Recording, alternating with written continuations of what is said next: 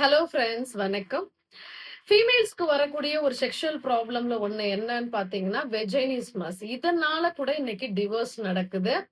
Because பெண்கள் இத வெளியில சொல்றதுக்கு கூச்சப்படுறதுனாலயும், பயப்படுறதுனாலயுமே, இத சரி பண்ண முடியாமலே தன்னுடைய வாழ்க்கைய கடத்துறாங்க. ஸோ இதனால என்ன ஆகுது அப்டின்னா, ஹஸ்பண்ட் அண்ட் ஒய்ஃப்க்குள்ள பெரிய ப்ராப்ளம் வருது.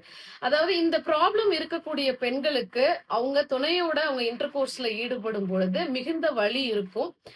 செக்ஷுவல் கான்டாக்ட் வச்சுக்கிறதுல லேக் ஆஃப் இன்ட்ரெஸ்ட் இருக்கும். அண்ட் ரொம்ப பயம் இருக்கும். இதுக்கு காரணம் அப்படின்னு பார்த்தோம் அப்படின்னா, அவங்களுக்கு ஒரு செக்ஷுவல் அபியூஸ் முற்காலத்துல ஏதாவது நடந்த ஒரு ட்ராமா காரணமாக இருக்கலாம்.